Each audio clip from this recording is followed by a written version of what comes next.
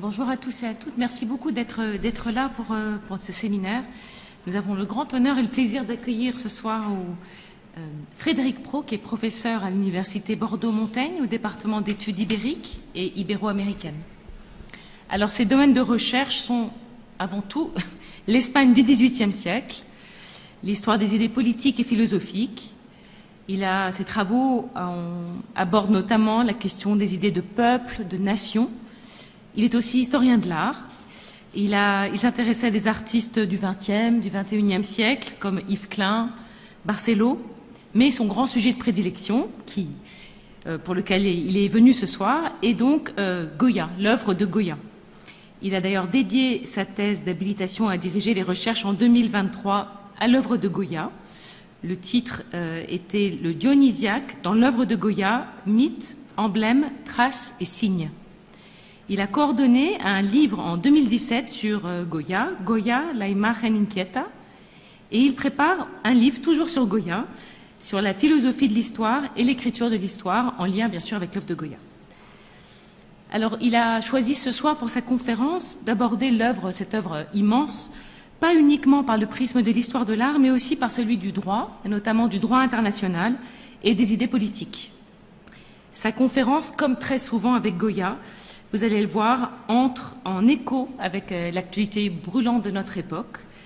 Et son titre, Goya, le crime de guerre, le droit, le témoignage. Merci beaucoup, Frédéric. Merci Charlotte de votre accueil. Merci Cécile également de cette invitation. C'est un vrai plaisir pour moi de partager. Vous m'entendez bien, oui? Oui. Est-ce que vous m'entendez mieux à présent? Très bien. Donc ici, c'est un plaisir de partager avec vous une recherche que je suis en train de mener. Donc cette conférence va rouler sur l'album des désastres de la guerre. Donc Goya a gravé cet album qui compte 82 planches entre 1810 et 1815 dans le secret de son atelier madrilène au cœur même de la guerre d'indépendance qui opposa l'Espagne aux troupes napoléoniennes, l'Espagne patriote aux troupes napoléoniennes. Donc la capitale vivait sous régime d'occupation quand l'entreprise a débuté. Faute d'archives, on ignore toutes des raisons pour lesquelles Goya a finalement renoncé à publier son recueil, une fois la défaite de l'Empire consumée. Sans doute des raisons politiques l'y incitèrent. L'album, en tout cas, ne fut révélé au grand public qu'en 1863, soit 35 ans après la mort de l'artiste. Et son titre, Les désastres de la guerre, n'est pas le fait de Goya, il lui fut donné par l'Académie des beaux-arts d'Espagne. Le recueil se subdivise en 3 grandes sections. Les scènes de guerre proprement dites, de la gravure 1 à la gravure 47. La deuxième section roule sur le thème de la famine et des épidémies qui ravagèrent Madrid pendant l'hiver 1811-1812. Et la troisième section, Goya l'a intitulé lui-même « Les caprices emphatiques ». Donc, Les désastres organisent un récit de la catastrophe, c'est ainsi qu'on pourrait présenter ce recueil. Et image par image, Goya y assemble le chaos de l'histoire, il l'échantillonne. Comment supporter l'histoire et y maintenir un horizon de pensée? Paul Ricoeur a écrit à ce sujet que le temps devient humain dans la mesure où il est articulé de manière narrative. Et les désastres, effectivement, articulent le récit d'une expérience individuelle et collective du temps. Goya y formule à travers sa propre expérience du conflit une conscience historique qui bute interdite contre la masse opaque de l'événement et s'efforce malgré tout de rétablir un ordre du temps. Un ordre du temps qui mène de la fatalité, correspondant à la gravure 1 que vous voyez ici, à une parousie de type hegelien, donc une polarisation de l'album entre un champ d'expérience tragique et un horizon d'attente, pour reprendre ici les catégories de Reinhard Koselleck. Le recueil des désastres conduit donc du fatum à la résurrection de la vérité et de la justice. Hegel développe une philosophie de l'histoire où l'esprit est décrit dans son historicité, ses vicissitudes, et ainsi déplorer le non-sens du temps, le non-sens apparent du temps, c'est ne pas surplomber l'événement et manquer les grandes perspectives unificatrices de l'histoire dans son unité vivante, car l'esprit a vocation à s'accomplir comme une nécessité. La vérité est morte, et si elle allait ressusciter, demande Goya, dans les contingences de son historicité, effectivement, sa dépouille se ranimera. Hegel écrit « L'histoire du monde est cette tragédie divine où l'esprit s'élève au-dessus de la pitié, de tout ce qui lui est sacré par ailleurs, où l'esprit se produit lui-même. » Il poursuit « On peut contempler avec tristesse le déclin de grands peuples, mais ce qui est à terre devait nécessairement tomber à terre. L'esprit du monde n'épargne rien et ne connaît aucune pitié. » Hegel parle d'une ruse de la raison qui, dans son plan d'accomplissement, peut engendrer destruction et souffrance. Dans ses leçons sur la philosophie de l'histoire, il évoque une rencontre entre Napoléon et Goethe, au cours de laquelle tous deux seraient convenus que la politique de leur temps était devenue une version moderne du fatum antique. Donc le tragique a investi l'histoire et l'individu ne peut que se plier à cette puissance irrésistible des circonstances. La gravure liminaire des désastres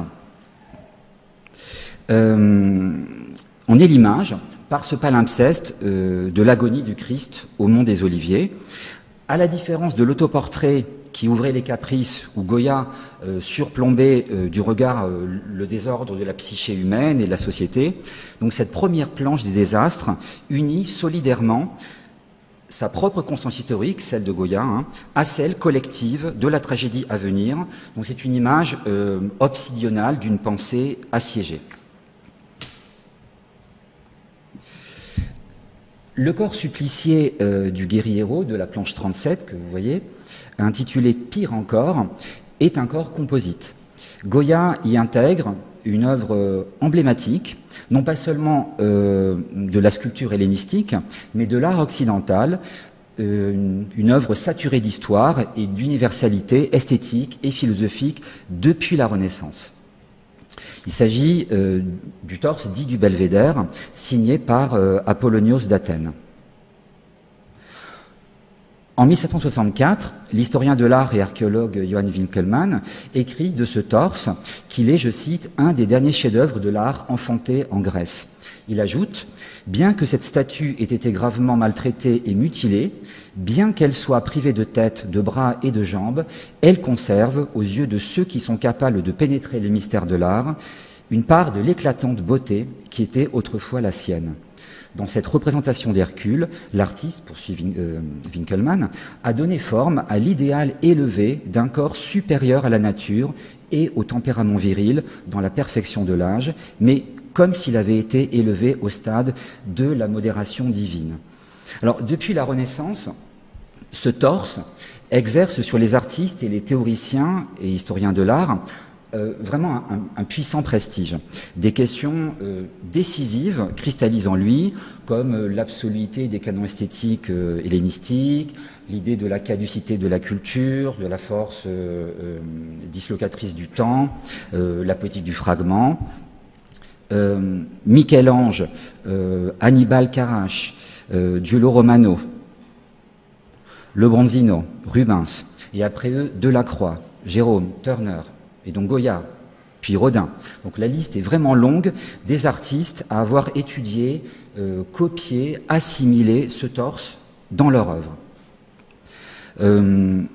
Tôt dans l'histoire de l'art, cette sculpture fut élevée au rang non seulement de parangon esthétique, mais de paradigme de l'idée même de culture. Le torse est en effet une sculpture estropiée. Il donne chair aux vicissitudes de la culture et de l'art dans le temps. Altération, accident, vandalisme, iconoclastie, bien. Goya veille de plusieurs façons à ne pas dissoudre entièrement ce torse dans le corps supplicié du guerriero. À l'eau forte et à la pointe sèche, il restitue le poli du marbre. Il confère aussi au moignon de l'épaule droite toute la dureté de la pierre. Il travaille également de façon délibérée des incohérences de greffe, l'attache entre la tête et la nuque. L'opération d'empalement elle-même vient disloquer celle du fémur droit et de la hanche. Bref, à travers ce cadavre, le torse d'Hercule se trouve monstrueusement remembré. La mutilation de la sculpture hellénistique entre ici en coalescence avec celle du guerriero dans une désastreuse opération de suture. Et par ce procédé, Goya recoefficiente le crime de guerre.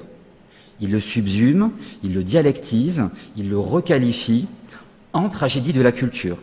Donc cette guerre d'indépendance aura en effet signifié pour lui un effondrement de la pensée et de la civilisation. Goya produit ici une image dialectique, au sens que Walter Benjamin donne à l'expression, c'est-à-dire une image constellaire où passé et présent entrent en collision et font surgir un savoir historique non linéaire, un arrêt du temps où se révèle le sens profond d'un événement, une vérité qui échappe à la pensée discursive, à la pensée traditionnelle, une juxtaposition soudaine qui illumine à la fois le maintenant et l'autrefois. Goya procède donc à un double mouvement de remontée culturelle vers l'origine, le marbre antique, et de remontage du contemporain, le crime de guerre. Il y a là donc une intrication de temps hétérogène. C'est une dialectique ici du type complexus oppositorum, un complexe d'opposition, une coïncidence des contradictions, dont le produit, en termes dialectiques, est une singularité. Non pas une synthèse, mais une singularité. D'un côté, si on étudie la polarisation, on a l'ataraxie d'Hercule, de l'autre, la souffrance suppliciée du guerriero. D'un côté, le canon esthétique de la Grèce hellénistique, de l'autre, la monstruosité. D'un côté, le pouvoir, de l'autre, l'impuissance. Ce torse, Goya le mobilise également dans cette allégorie du peuple-nation espagnol qui, après avoir recouvré sa liberté et son indépendance en 1814, s'est vu, dès le mois de mai 1814, dépouillé des droits que lui avait reconnus la Constitution libérale de Cadix de 1812, puisque l'absolutisme est rétabli, et avec lui l'Inquisition. Ce colosse figure à la fois l'abattement de la conscience face, en quelque sorte, à l'inanité de l'action du peuple dans l'histoire, et la résistance. Ce colosse, c'est le titan Atlas. Atlas qui a été condamné à l'immobilité d'un châtiment démesuré, qui consiste à porter sur ses épaules l'axe du monde, la voûte céleste. Et dans l'acte de porter, une polarité s'exerce en effet, une tension entre l'immutabilité et la peine, voire la souffrance, l'impouvoir et la puissance. Atlas ploie sous le poids de la voûte, mais il ne cède ni ne s'effondre dans un double affect de soumission et de résistance. Et la formule gestuelle du pathos, pour reprendre un concept forgé par Aby Warburg et qu'exploite et de quelle façon Jordi Lieberman, donc cette formule gestuelle du pathos qui s'abrège en lui est celle du défi à la douleur. C'est comme ça qu'il faut concevoir Atlas, un défi à la douleur. La force d'âme et l'impuissance de l'homme face au déterminisme. Je renvoie donc juste ici à l'étude qu'a produite Didier Huberman autour de la récurrence symptomatique de la figure d'Atlas dans l'œuvre de Goya. Par exemple, dans ce caprice iconique et dans l'image de ce portefaix. Et j'ajoute donc à la liste ce colosse. Et je dirais aussi que d'un certain point de vue, par cet écrasement de l'attache entre les épaules et le cou, ce guerriero est lui aussi de la lignée d'Atlas. Un Atlas qui, dans le martyre, tient sa tête orientée vers nous. C'est un détail qu'il faut quand même remarquer. Donc si quelque chose fulgure dans cette gravure et produit un éclair de pensée, à savoir que dans tout crime de guerre, il y a un anéantissement de l'humanité et de la culture, et que les peuples sont continuellement exposés dans l'histoire à la destruction, Goya greffe sur ce torse antique un visage énucléé, au sens d'une impossibilité à voir et à penser. La culture est donc frappée de cécité. Ses yeux d'avenir sont crevés et tournés vers nous. À travers ce recueil des désastres, Goya, comme je vous le disais tout à l'heure, échantillonne le chaos d'une guerre qui s'est trouvée vidée de toute justice des fins. Lorsqu'elle débuta en effet en mai 1808, cette guerre d'indépendance contre les troupes napoléoniennes a d'abord relevé, aux yeux de Goya, d'une guerre juste. La nation espagnole, le peuple espagnol défendaient leur liberté contre l'agresseur. Sur la lame d'un couteau, Goya grave ainsi la figure d'un squelette ailé, saisissant un aiglon, donc une allégorie de la mort et du temps, qui s'empare de l'oiseau emblème du Premier Empire, et à l'extrémité du manche, il ajoute ces mots lapidaires « Mueran los franceses », à mort les Français. Qu'est-ce qu'une guerre juste? C'est une guerre qui est légitime, en premier lieu. Une guerre justifiée, fondée en toute justice, sur des causes justes et animée d'une intention droite, selon les termes de saint Augustin. Du but d'une guerre juste, le juriste Aimère de Vatel dit en 1758 qu'il est, je cite, de venger ou de prévenir l'injure, c'est-à-dire de se procurer par la force une justice que l'on ne peut obtenir autrement. Donc une guerre juste est impérieuse, il n'y a pas d'alternative. La nécessité fonde son régime d'exception. Vatel ajoute « Dès que la guerre est déclarée, on est donc en droit de faire contre l'ennemi, je le cite, tout ce qui est nécessaire pour atteindre à cette fin, pour le mettre à la raison, pour obtenir de lui justice et sûreté. » Alors, pour autant, tous les moyens sont-ils bons? Une mauvaise lecture de cette citation de Vatel pourrait le laisser entendre, hein, tout ce qui est nécessaire. Il n'en est rien. Une violence juste est une violence licite, à savoir tenue dans les limites de ce qui est nécessaire et admissible, et tenue dans les bornes de ce qu'autorise le droit des gens, le droit de guerre et la morale humanitaire. Elle ne doit pas dégénérer. Qu'est-ce donc qu'une guerre injuste? Une guerre non pas seulement inique dans ses motifs et ses fins, mais également fourvoyée dans ses moyens. Quand elle déploie ainsi tout l'arsenal du crime, de la cruauté et de l'inhumanité, une telle guerre cesse de régler sa violence sur la nécessité de la fin visée. La violence qu'elle déclenche ne répond plus qu'à elle-même. Au fil de la guerre d'indépendance, cette notion de guerre juste et de juste violence va donc s'anéantir intégralement aux yeux de Goya. Aussi, en 1810, décide-t-il de graver ce recueil des désastres. Et il y dresse une anatomie de la violence, il interroge ses ressorts, ses visées, son bloc d'abîme, car cette guerre qui a débuté 1 an et demi plus tôt, cette guerre vraiment d'une nouvelle espèce qui a frappé l'esprit de tous les contemporains, cette guerre n'entraîne pas seulement l'effroi, elle signe un effondrement ontologique de la condition humaine, que Goya fixe dans la gravure numéro 12, à travers un personnage pris de vomissements dans un paysage de cadavres. Son titre, « Voilà ce pourquoi vous êtes nés ». Donc la guerre n'est pas seulement une négation de l'humanité, elle est une pure négativité, voire un nihilisme. Une guerre, quand elle devient totale, à la façon de celle d'indépendance, ou de celle du Vietnam, d'Algérie, la liste est longue, une telle guerre ne peut plus être arrêtée par ceux qui l'ont déclenchée. Son théâtre d'opération, d'une part, s'étend continuellement, les populations civiles deviennent des objectifs de guerre, des cibles stratégiques élargies, la distinction entre combattants et non-combattants se dilue, et le conflit lui-même mute en idéologie. Ce qui aura frappé Goya dans cette guerre de 1808-1814, c'est sa nature, je dirais, de guerre détraquée, une guerre détraquée. Détraquée au sens étymologique, égarée, fourvoyée, déviée, déviante. Dans son traité de la guerre, qu'il mûrit à partir de 1816, l'ancien colonel prussien Clausewitz rappelle que dans toute guerre, je cite, « l'intention politique est la fin recherchée ». Or, il est bien clair pour Goya que dans la violence exponentielle de la guerre d'indépendance, la fin politique, initialement visée, a presque intégralement disparu.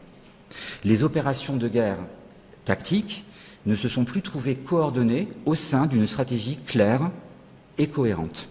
La guerre s'est déréglée, elle s'est détraquée. Elle a fini par échapper à tout rapport raisonnable entre la fin et les moyens. Joseph Léopold Hugo était maréchal de camp et général de brigade quand il partit commander ses troupes en Espagne à l'été 1808. Il y restera 5 ans, jusqu'à la défaite en 1813.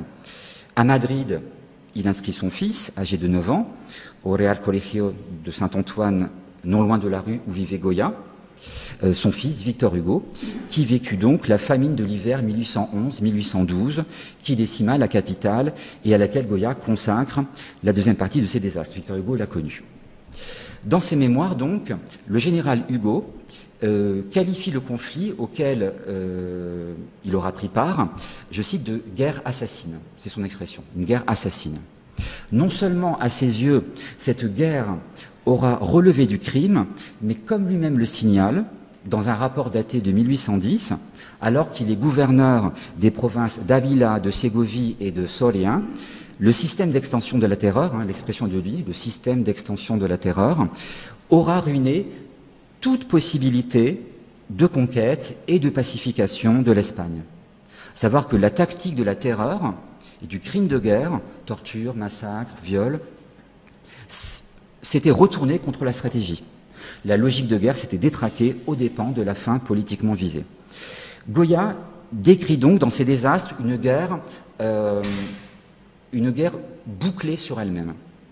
Cette dissolution des fins, il la traduit graphiquement à travers la disparition des points de fuite, à travers un lointain évidé de lui-même, des espaces indistincts et abstraits, sans bord ni limite, où hommes et femmes se tiennent en quelque sorte isolés dans une sorte de stase du cauchemar, à savoir un présent sans fin, un présent sans horizon, sans pronostic possible, sans futur.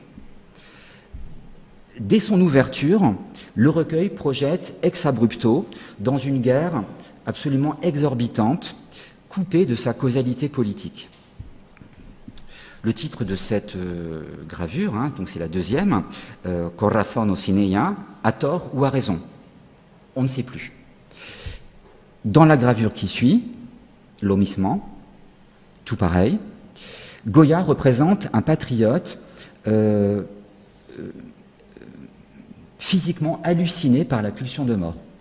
Son visage osseux, ses yeux exorbités font remonter le motif du crâne qui se répercute dans les manches. C'est donc ici la figure de l'hydre multicéphale qui apparaît, hydre dont la mythologie grecque apprend que la tête centrale est douée d'immortalité. Donc la violence est inextinguible. L'Europe des Lumières s'était caractérisée par un antibellicisme relativement consensuel au sein des élites intellectuelles. La Révolution française, les guerres qui s'en suivirent à partir de 1792, elles-mêmes dépassées dans celles de l'Empire, tout cela marqua un point de rupture du temps dans l'esprit des contemporains. L'ampleur des bouleversements fut telle que les relations entre le sujet historique et le passé, le présent et le futur se trouvèrent brutalement redéfinies. La sidération éprouvée devant une succession d'événements non pas seulement violents, mais absolument singuliers, voire inouïs, entraîna une crise du régime d'historicité. En 1795, dans son essai Vers la paix perpétuelle, Emmanuel Kant conçoit les guerres comme participant d'une ruse politique de la nature. Chacune des dévastations que les sociétés humaines, le mot dévastation est de lui, chacune des dévastations que les sociétés humaines s'infligent tendent à les faire converger vers une forme politique stable et pacifiée. Le progrès historique réalisera la paix perpétuelle au sein d'une Ligue des Nations, Völkerbund. Le philosophe met en garde cependant. Jamais aucun État ne doit traiter un autre comme, je cite, un ennemi injuste, contre lequel se puisse mener, je cite, une guerre d'extermination. Ce type de guerre, écrit-il, ne laisserait de place à la paix perpétuelle que dans le vaste cimetière du genre humain. Une guerre déchaînée, pour reprendre ici une expression de Clausewitz, une guerre absolue, une guerre autophagique, contient en effet en elle l'option latente de l'extermination et de l'humanicide. un crime contre l'humanité dans son étendue innombrable et générique. Et de cette guerre d'extermination, à perte de vue, Goya fixe plusieurs des scènes. En voilà deux. Je parlais tout à l'heure de la première que je commentais. Hein. Voilà ce pourquoi vous êtes né. Enterrer et se taire. Tant et plus. Même chose ailleurs. Quant au populicide, néologisme que l'on doit à Gracchus Babeuf en 1794, on en trouve l'image dans le tableau du 3 mai et sa cohorte de prisonniers défilant depuis la nuit en une rangée infinie hein, devant les fusils des soldats de l'Empire. Et Didier Berman, dans un travail autour de la représentation du peuple, écrit « On expose les peuples qu'en montrant ensemble le peuple qui manque, le geste qui survit et la communauté qui vient ». Il me semble que c'est une phrase qui s'applique vraiment parfaitement à ce tableau. Dans l'album des désastres, on citera également la gravure 26, « Non se puede mirar », on ne peut pas voir cela, qui transmettra sa formule au tableau du 3 mai. Dans cette guerre d'extermination dont parle Kant, il va moins d'une hostilité entre belligérants que d'une haine. Chacun déniant à l'ennemi non seulement le droit de se battre, mais le droit d'exister. Celle qui débuta en Espagne en 1808 emporta absolument tout dans sa logique de transgression des droits humains, exécution sommaire des soldats captifs, représailles contre la population, hein, comme vous le voyez dans cette planche, hein, la 26e de l'album.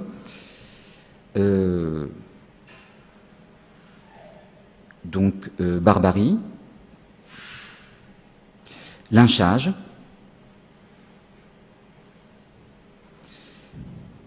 énucléation et mutilation,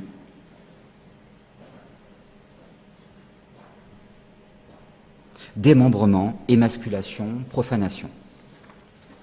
Toutes choses donc que Goya fixe avec précision dans ses gravures. C'est là pour lui une tragédie civilisationnelle, car ces crimes signent l'effondrement de la téléologie des Lumières. Le néologisme civilisation a en effet été forgé en France en 1757, avant d'être intégré à la langue espagnole en 1763, donc le mot est jeune à l'époque. Hein. Ce mot, civilisation, cristallise la philosophie éclairée de l'histoire comme perfectionnement continu du progrès humain et de la culture, chez un Condorcet par exemple. Il n'est pas abusif d'envisager le Goya des désastres comme un ethnographe de la violence extrême, et l'archive historique a depuis longtemps établi la véridicité des scènes qu'il grave, notamment celle-ci.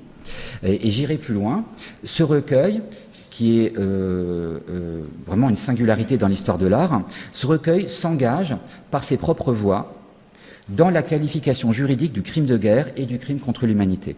Deux catégories naturellement encore non fixées à l'époque, mais déjà approchées par les juristes. L'intérêt de Goya pour le droit ne doit pas surprendre. L'animation intellectuelle des salons qu'il fréquente à Madrid à partir des années 70 l'a familiarisé avec les combats menés sur ce terrain par le réformisme éclairé. En matière de droit criminel, il marque par exemple son adhésion à l'humanitarisme du juriste Cesare Beccaria, auteur en 63-64 d'un traité au formidable retentissement en Europe des délits et des peines. Le jeune auteur de 26 ans y met sur la sellette le système judiciaire de son temps, dont l'iniquité et la cruauté disqualifient les arrêts. Beccaria pose les bases d'un droit de punir réglé sur les valeurs des Lumières. Il réclame notamment une juste proportion entre le délit et la peine. Un délinquant ou un criminel ne mérite pas non plus de souffrir. La torture et la peine de mort relèvent aux yeux de Beccaria d'un crime judiciaire, hein, ce sont ses mots. En 1770, Charles III d'Espagne confie à une commission le soin de conduire une réforme du système pénal.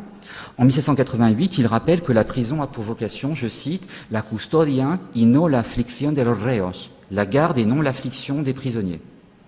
Le droit positif, écrit Walter Benjamin, s'efforce en effet de garantir la justice des fins par la légitimité des moyens.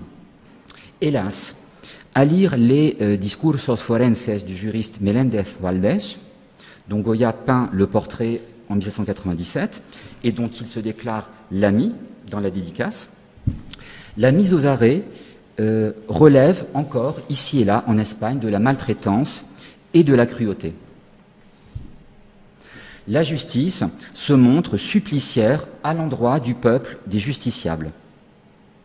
La mise en sûreté d'un prisonnier n'exige pas la torture. La justice est délinquante. La mise en sûreté est aussi barbare que le délit lui-même. Goya est abolitionniste. La peine de mort relève à ses yeux d'un droit tueur.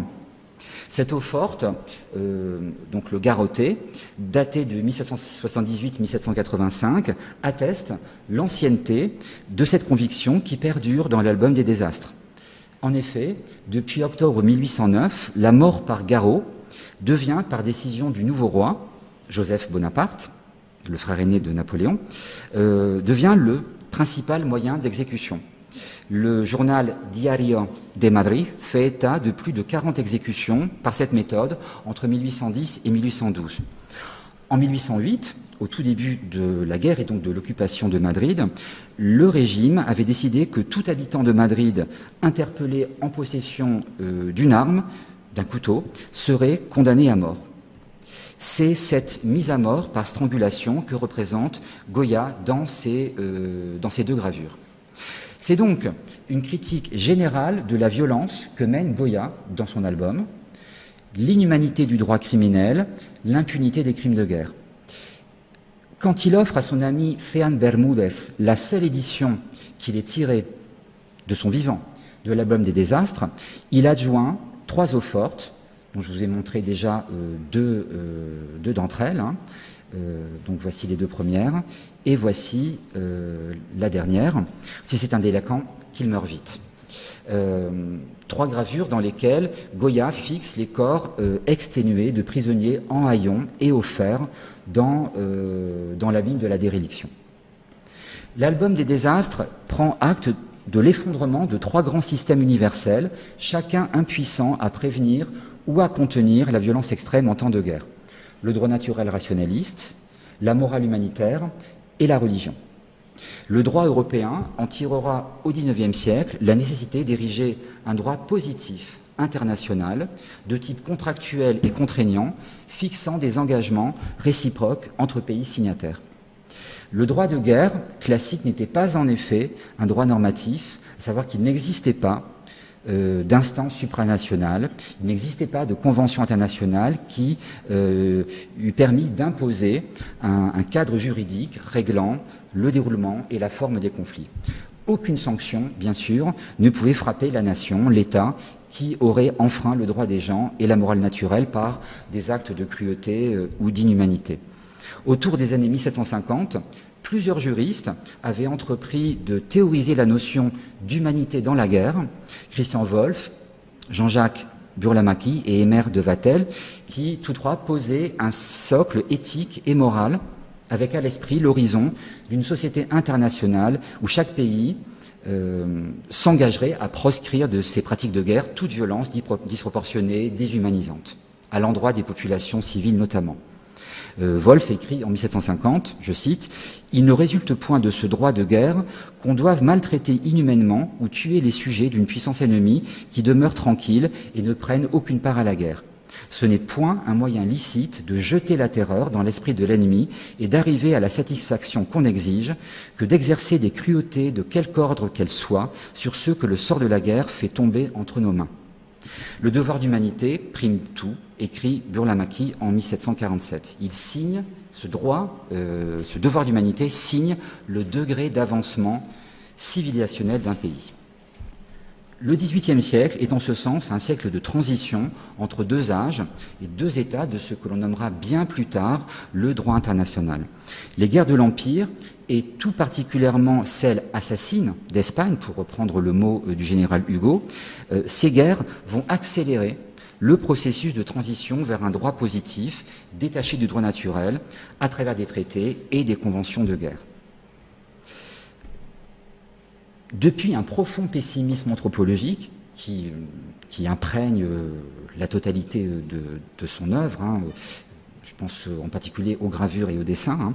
Donc depuis un profond pessimisme anthropologique, sans doute Goya, dans ses conclusions, et par ses propres voix, il n'est pas juriste évidemment, sans doute Goya se sera convaincu lui-même de la nécessité d'un droit international positif, seul à même de remédier aux limites de la morale humanitaire et du droit naturel rationaliste.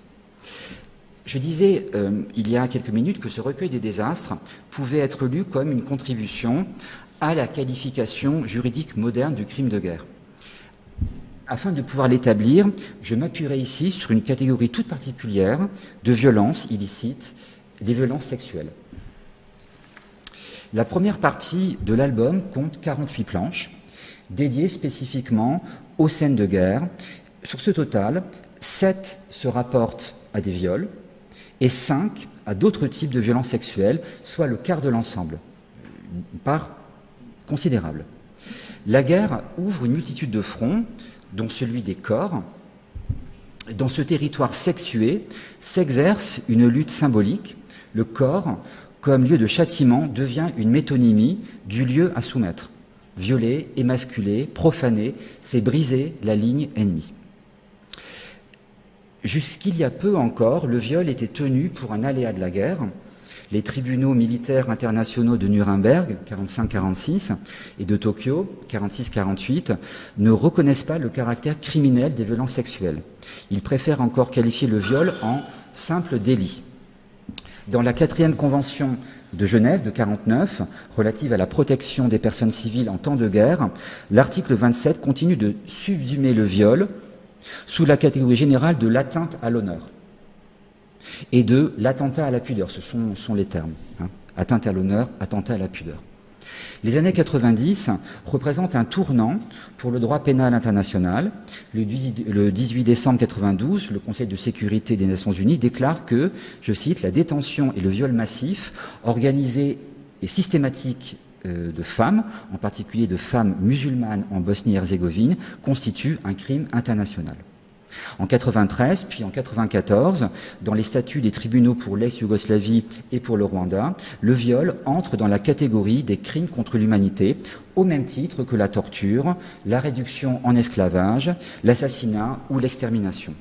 Il convient donc de signaler l'acuité, dans l'album des désastres, de cette vectorisation sexuelle du crime de guerre. La violence sexuelle attente à la région du corps, évidemment la plus saturée de tabous, de fantasmes, de normes. Longtemps, pour l'historien, la violence sexuelle fut un objet de recherche impur et inconvenant. Dans la presse patriote de la guerre d'indépendance et dans les mémoires de guerre des soldats et des officiers napoléoniens, les viols sont généralement escamotés ou traités de façon très allusive. Dans un récit du siège de Tarragone, écrit par un patriote espagnol, on lit, je traduis, « Ce serait offenser les oreilles chastes et ranimer le souvenir de ce que les convenances et la pudeur obligent à tenir enseveli dans un oubli éternel. Il suffira de dire, écrit cet auteur, que les hommes de Suchet furent plus bestiaux que les bêtes elles-mêmes. » Goya, lui, met en exergue ce crime sexuel de prédation. Il lui confère une valeur paradigmatique dans un discours générique sur la puissance déshumanisante de la guerre. Au-delà de leur qualité d'archive de la guerre d'indépendance, les violences sexuelles représentées par Goya ne sont pas seulement posées comme crimes de guerre, elles sont comme l'expression superlative de la guerre elle-même. Elles en synthétisent la puissance de transgression, à savoir la violation du droit de nature et du droit de guerre et la réification du corps de l'ennemi, voire du corps ennemi, comme je vais en parler tout à l'heure, parce qu'il existe des crimes de genre. Le silence ou les lacunes des archives en matière de violences sexuelles disent autant le tabou qui a longtemps pesé sur ces violences que la dimension négligeable et subsidiaire dans laquelle on tenait le viol aux époques classiques, modernes et même contemporaines. Dans la sphère civile de droit, l'actualité le montre très bien. Je ferai remarquer que dans cette gravure, numéro 9, no quieren, elles ne veulent pas, Goya pose la question du consentement. Crime de guerre et agression en droit pénal s'imbriquent ici, comme dans d'autres gravures de l'album que j'ai montré autour de la strangulation jusqu'à ce que mort s'ensuive. On peut envisager le viol en temps de guerre de deux façons, comme une pratique opportuniste et comme une tactique. Dans le premier cas, il relève d'un assouvissement des pulsions sexuelles, plus ou moins toléré par l'état-major, et en tout cas facilité par la suspension de facto du droit militaire et du droit des gens en contexte de guerre. Plusieurs gravures, donc, comme je vous le disais, sont dédiées au viol. Les désastres en démultiplient l'image. Sans doute, la pulsion sexuelle fait-elle pièce à la pulsion de mort, qu'elle compense. Sur le soldat s'exerce en effet une force de conditionnement propre à l'éthos guerrier, culture de la mort, déshumanisation de l'ennemi, exaspération de la virilité, émulation de genre. Dans leur mémoire, certains soldats et officiers napoléoniens avouent s'être trouvés entraînés dans une spirale de violence auto-alimentée, excitée par elle-même. La femme est assimilée de fait à un butin de guerre, elle est un corps disponible. Les viols ne sont pas cachés, ils se font souvent au grand jour, sur la place publique, ils sont répétitifs, ils sont instrumentalisés afin de terroriser les populations et ils sont plus ou moins gérés sur place par les forces militaires elles-mêmes. Il est difficile de savoir s'ils sont commis sur ordre, mais quoi qu'il en soit, l'impunité accordée aux soldats par leurs officiers supérieurs signifie qu'ils sont intégrés de fait, de façon informelle, aux opérations de conquête. Le titre de cette gravure est équivoque, il n'est plus temps. Plus temps de quoi? D'implorer la pitié, de violer, parce que l'officier vient apparemment de donner l'ordre de repli à ses hommes. Donc vous voyez une scène d'agression donc à l'arrière, hein, à l'arrière-plan. Quand le viol est pratiqué comme une violence tactique, cette fois il ne ressortit plus seulement un aléa de la guerre. Cette fois, la violence sexuelle n'est pas entraînée par la guerre, mais elle est inscrite opérationnellement dans sa mise en œuvre. Elle est rationalisée comme telle, comme cela fut le cas en ex-Yougoslavie contre les femmes bosniaques et croates et au Rwanda contre les femmes tutsis. Viol et sévices sexuels commis par des soldats sont une démonstration de force délibérément emphatique. Il s'agit de contraindre l'ennemi à déposer les armes en le subjuguant par le spectacle de la violence. On peut ici parler d'une théâtralité de la guerre dans l'exhibition tactique de son obscénité et de sa cruauté. Dans ses gravures 11 et 13, Goya inscrit la silhouette d'hommes prostrés que l'ennemi napoléonien contraint à assister au viol des femmes. Dans celle qu'il intitule « Amère présence », c'est un personnage d'âge mûr, au premier plan, vu de dos, les mains entravées, la tête enfoncée dans les épaules, qui ne peut soutenir du regard le viol de l'épouse ou de la fille, l'une ou l'autre. De nombreux témoignages insistent sur cette publicité du viol devant un ou des parents. Soumise à des sévices sexuels, la femme est un instrument par lequel atteindre et humilier les hommes de la famille ou de la communauté. Le crime de souillure, tel que le viol, a en effet ceci de particulier que la honte est portée par la victime, sous les regards et sous le rire des bourreaux. Le viol touche à la fonction archaïque de la femme comme garante matricielle de l'honneur et de la pureté biologique de la lignée familiale, dans les coordonnées culturelles de l'époque. Ce lien, écrit la sociologue Véronique Naum-Grapp, ce lien est imaginairement perçu comme situé dans le ventre des mères, mais noué entre le père et le fils dans la culture du guerrier moderne. Violer, c'est infecter la matrice et hypothéquer l'avenir familial. Lors de la guerre d'Espagne, entre 1936 et 1939, des nationalistes écrivaient sur les murs, à l'adresse des républicains, « Nous mourrons peut-être, mais vos femmes donneront naissance à des enfants fascistes ».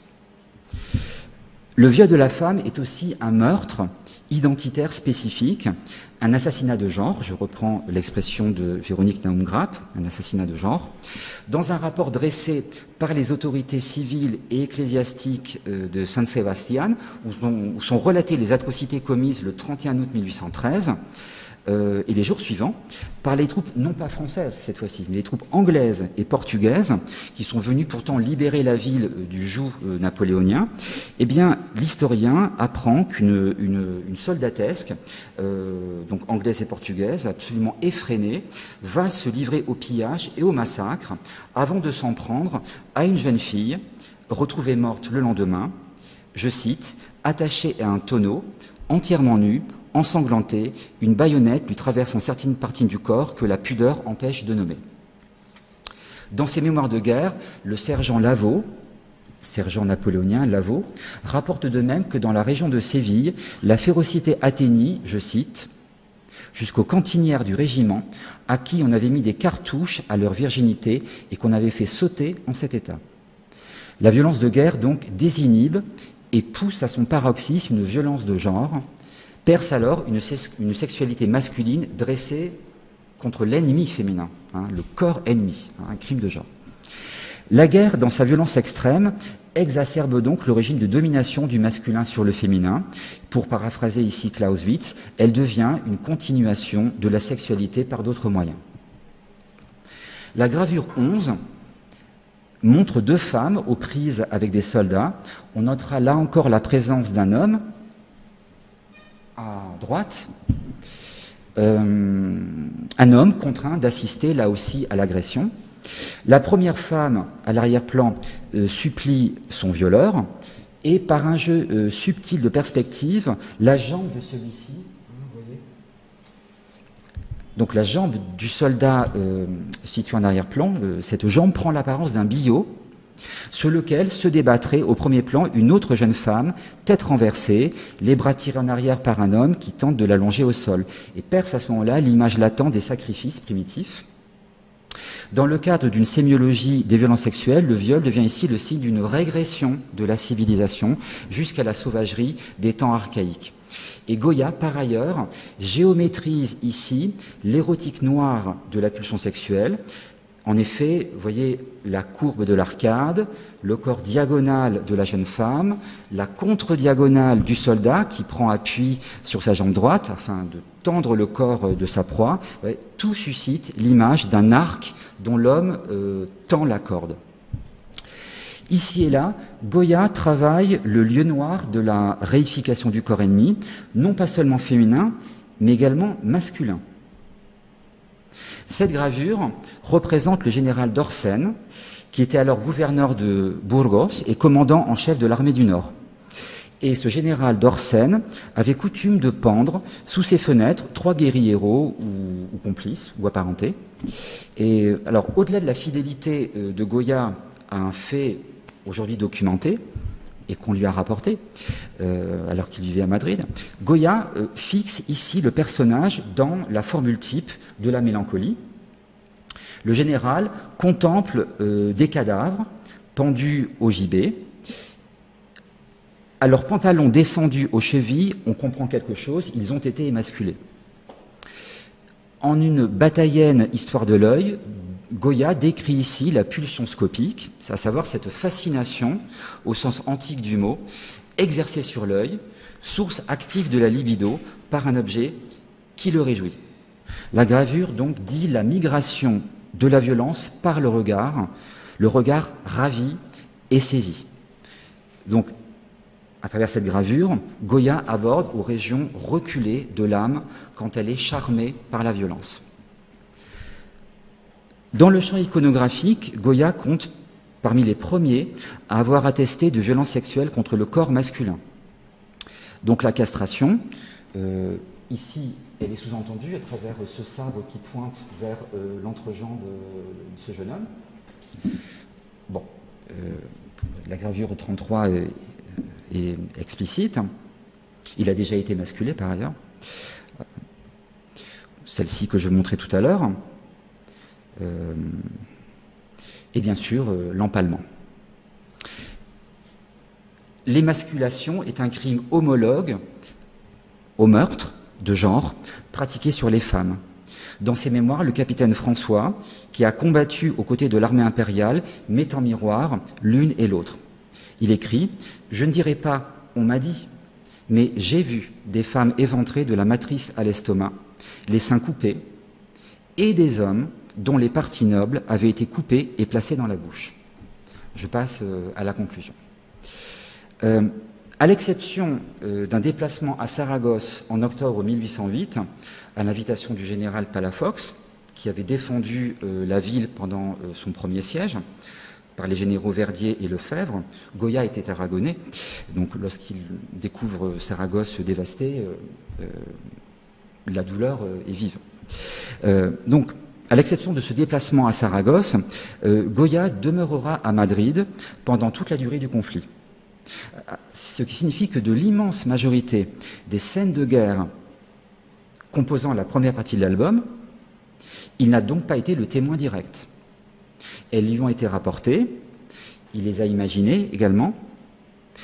Il en va autrement des gravures de la deuxième partie de l'album, qui concerne la situation dans laquelle Madrid s'est trouvée, frappée par la famine et les épidémies, typhus, diphtérie. Bon. Goya assista à des scènes de fuite des populations civiles, ainsi qu'il l'assure dans cette gravure qu'il intitule « J'ai vu cela, Yolobi ». De son intégration à la catastrophe collective, Goya témoigne en inscrivant son autoportrait dans cette gravure, intitulée « Charité, Caridad ». C'est alors la figure du superstes qui perce en lui, tel qu'Émile Benveniste, la référence est un peu usée, mais bon, tel qu'Émile Benveniste en rappelle le sens latin, c'est-à-dire le témoin rapporteur, le témoin survivant, celui qui se tient par-delà et qui subsiste au-delà.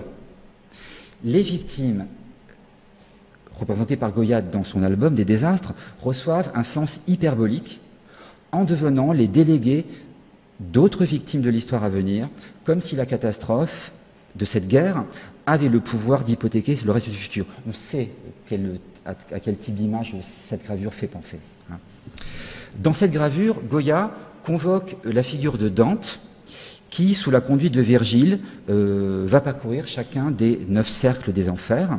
Cette fosse, cette béance dans laquelle sont jetés des cadavres dont on a arraché la tête, cette béance, c'est bien sûr la bouche infernale, telle qu'on l'a représentée dans la peinture médiévale et renaissante.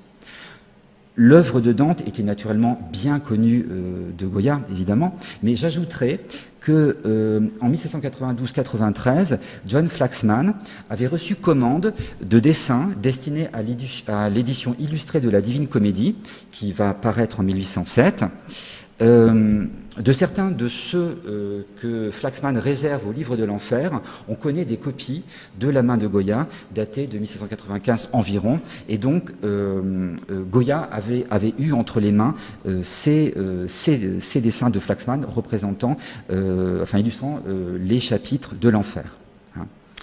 L'album des désastres, puisque dans cette gravure-là que je suis en train de commenter, vous voyez que le personnage est habillé d'une sorte de tunique, avec les mains dans le dos. Est-ce qu'elles sont entravées ou est-ce qu'il les porte ainsi, mais il est vêtu d'une tunique. Et donc c'est quelque chose qui peut corroborer la filiation à Dante. L'album des désastres vaut comme recueil de documents et comme monument. Je reprends ici une distinction établie dès l'Antiquité et qui traverse l'histoire de la discipline historiographique. Le monument est défini par une visée commémorative. À l'origine, il s'agit de quelque chose, un édifice commémoratif, une inscription funéraire, une apologie, quelque chose que laisse en héritage une société afin de faire mémoire. Le monument est ainsi lié à la capacité d'une société à témoigner d'elle-même et à anticiper le souvenir des générations à venir. Le monument anticipe la mémoire rétrospective. Alors, si le document s'est imposé au détriment du monument, c'est par son objectivité, ou plutôt par l'objectivation qui résulte de son utilisation argumentative, de son examen critique par l'historien, qui l'utilise en étudiant son contexte, après avoir vérifié l'authenticité du dit document. Jacques Le Goff, dans un article à ce propos, met en exergue dans le monument, que j'étendrai ici à l'œuvre monumentaire, en l'occurrence les désastres de la guerre, il met en exergue, donc Jacques Le Goff, une tension interne qui manifeste l'intention de transcender l'expérience de la réalité par la dotation d'un sens. C'est ça ce qui distingue le monument du document. Hein, l'intention de transcender l'expérience de la réalité par la dotation d'un sens. Le monument tâche de prendre du champ par rapport à la factualité de la vie vécue, afin de transmettre sa signification proprement humaine. Donc le monument, par définition, déborde la relation des faits. Il déborde l'intention documentarisante. Il ouvre à la signification de l'événement, dans sa totalité signifiante. L'auteur monumentaire exprime la nécessité de dire plus que les faits eux-mêmes. Sa déposition se veut l'écho du traumatisme de l'événement. Elle se double d'une réflexion donc qui transcende les limites d'une expérience personnelle et prend en charge la voix ou la mémoire des disparus. C'est ça un monument. Et dans son monument des désastres, Goya se donne droit de raconter une expérience, de la mettre en récit. Il se donne également compétence à juger du monde présent. L'album est parcouru d'une tension entre le geste testimonial, monumentaire, et le geste historien, puisque Goya clôt son recueil sur la ligne d'horizon d'une lecture hegélienne de l'histoire. Et voilà, je vous remercie.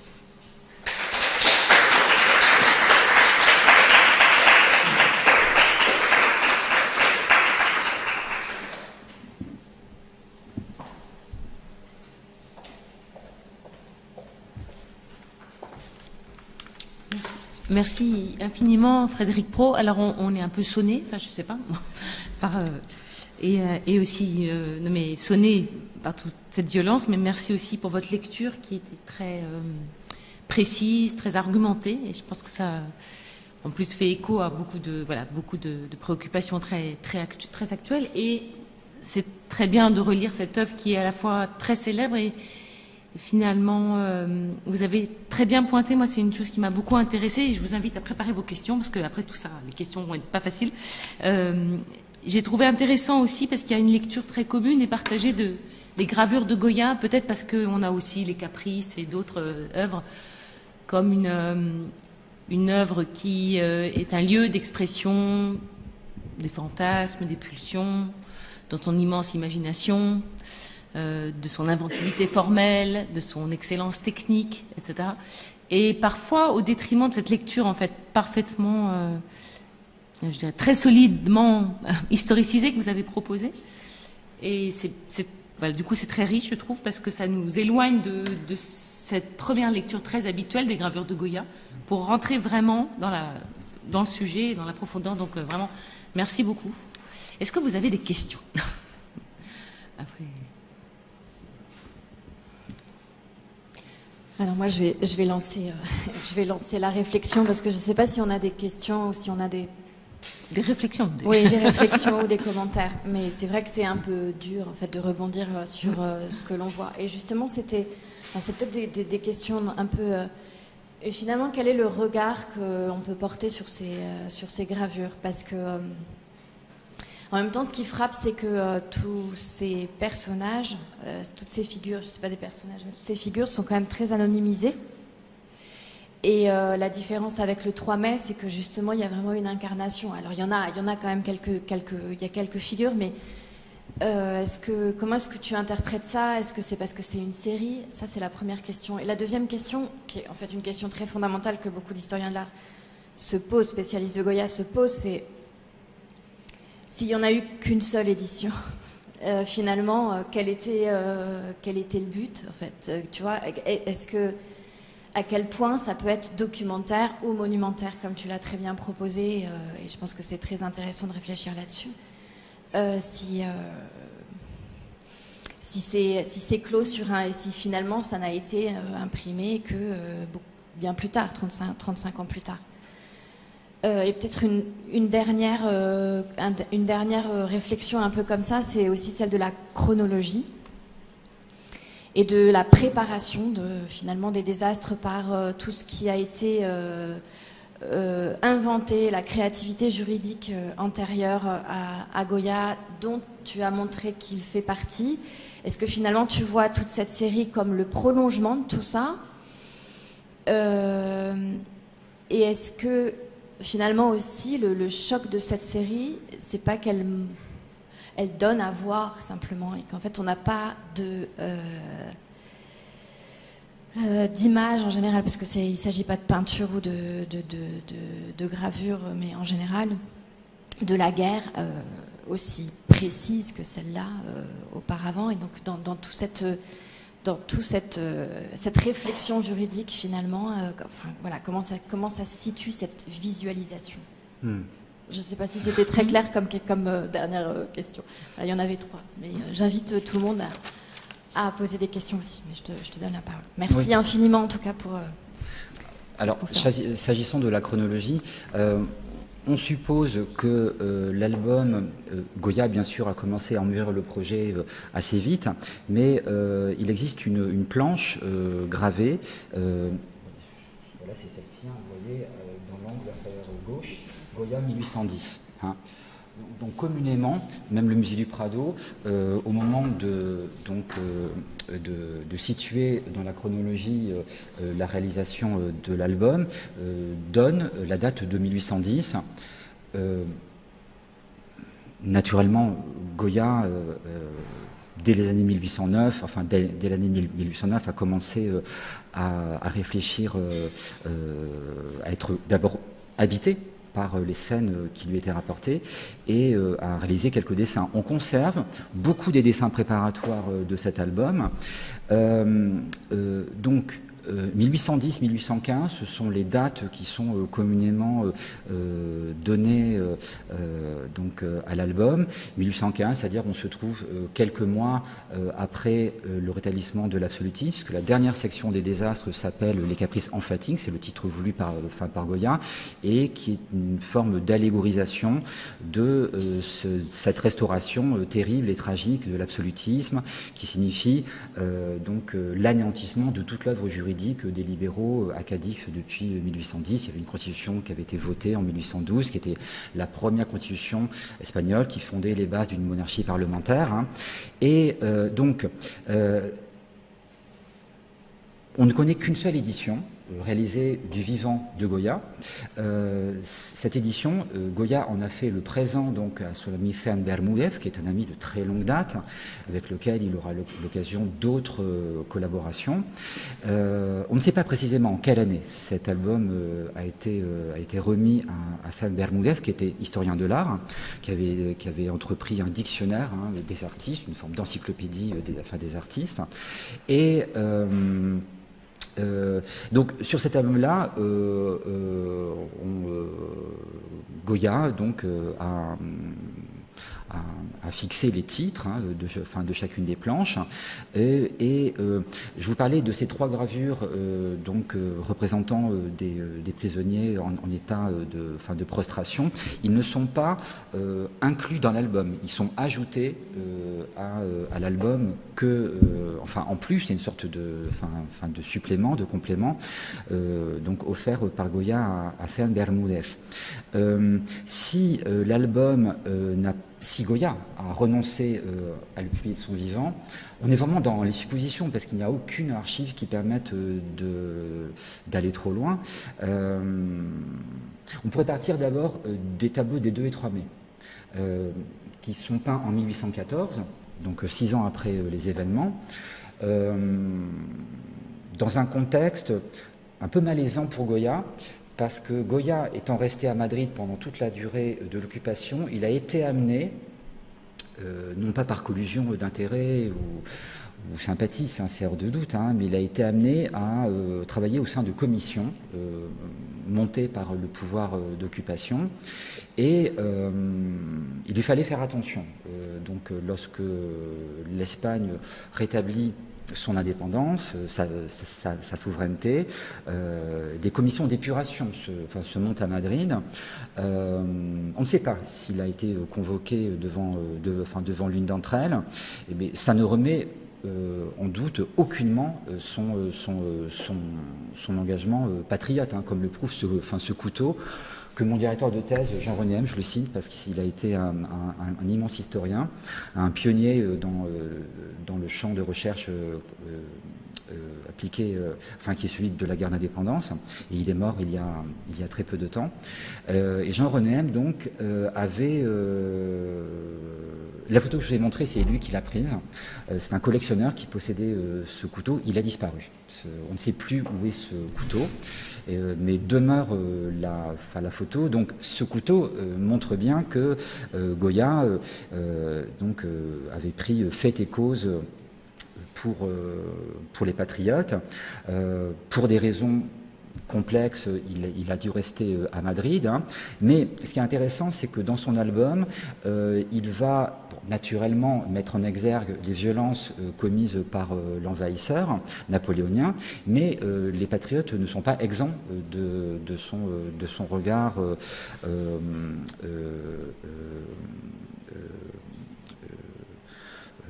accusatoire. Et c'est d'ailleurs ainsi que l'album s'ouvre. Hein. La première gravure, c'est la scène de cet homme qui implore le ciel. On ne sait pas si Dieu a disparu du ciel, si s'est absenté en laissant les hommes face à l'histoire, ou si le ciel s'est toujours trouvé vide. Hein. La deuxième gravure, c'est ces patriotes mis en joue par les soldats napoléoniens. La troisième, ce combattant halluciné, c'est un patriote qui va impitoyablement abattre sa hache sur un Français. Et la gravure qui suit, ce sont des viols de femmes. Donc, ces 4 gravures sont vraiment programmatiques de l'album. Hein.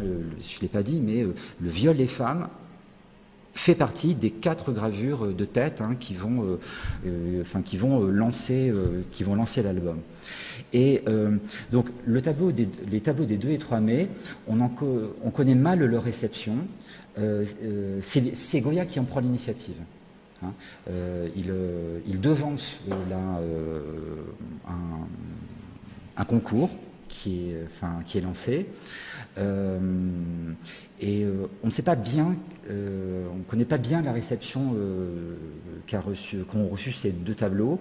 Il semble qu'ils aient été installés dans une chambre du Palais Royal. Ensuite, ils ont migré vers l'Académie des Beaux-Arts, vers les réserves de l'Académie des Beaux-Arts. Pendant un certain temps, les tableaux ont été invisibilisés. Il posait problème. Le tableau du 2 mai représentait un peuple madrilène saisi par la fureur. Donc l'héroïsme se trouvait un peu déplacé par rapport à cette expression de la fureur. Dans le tableau du 3 mai, cette martyrologie également déplaisait à certains. Donc ces tableaux, ou bien ont été reçus avec indifférence, ou avec réserve. Et en 1814, lorsque la souveraineté est rétablie, l'album est l'essentiel des planches sont réalisées. Goya va vite commencer la réalisation des gravures qui composent la 3e section. Mais peut-être que dans son projet, cet album ne comptait que 2 sections. La section des scènes de guerre et la section de la famine et des épidémies qui ont décimé Madrid. Et je pense qu'il s'est abstenu de le vendre pour des raisons variées. D'abord, est-ce que les gens avaient envie, tout simplement, hein, d'acquérir un album aussi saisissant. Donc il y avait des raisons peut-être économiques, hein, de viabilité des ventes. D'ailleurs, Goya va tout de suite se mettre au travail pour la préparation d'un autre album de gravure qui sera celui de la tauromachie, hein, qui est beaucoup plus vendeur, entre guillemets. Hein. Mais je pense que c'est surtout pour des raisons politiques qu'il va s'en abstenir.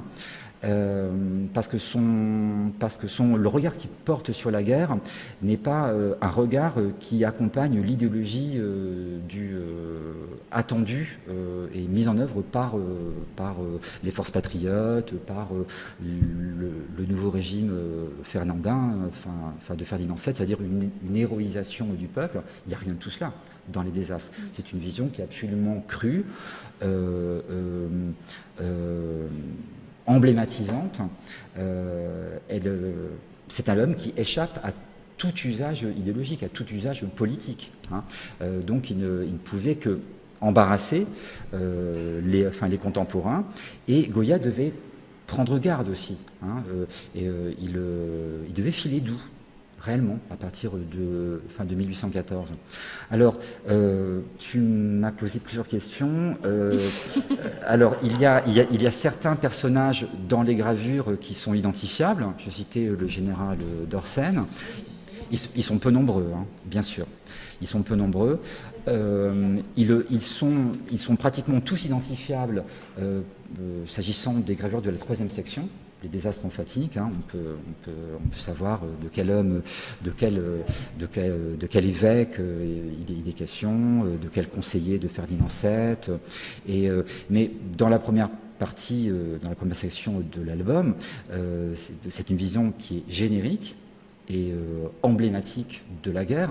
Donc il y a donc un surplomb qui correspond bien à la visée monumentaire de Goya, mais une visée monumentaire qui concerne à la fois l'Espagne, ce qu'elle a traversé, les souffrances qu'elle a traversées, le trauma qu'elle doit endurer, mais également une vision monumentaire visant l'humanité elle-même.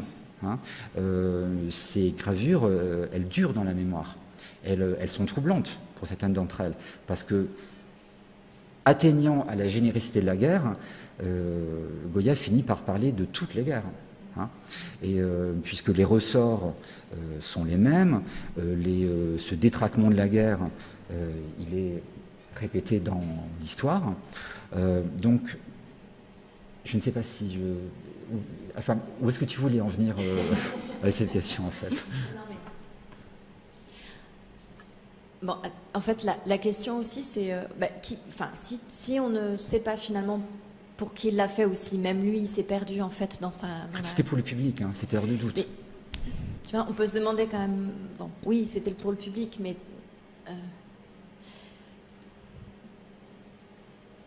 en série, moi, tu vois, je comprends la démonstration et la nécessité de faire ces gravures et de les faire en série. Mais le regard, même à t'écouter, on a quand même du mal, en fait. On a quand même du mal à les regarder. Donc, voilà. C'est comme... Voilà. C'est la question fondamentale, finalement, que tout le monde se pose, à laquelle on n'a pas de réponse en même temps. C'est pour ça que je disais, je ne sais pas si c'est une vraie question ou un commentaire. Mais c'est vrai que...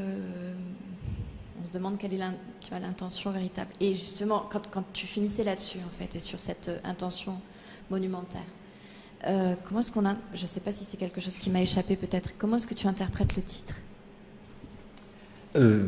Parce que l'autoportrait, que cet autoportrait soit dans cette... C'est une antiphrase, une antilogie.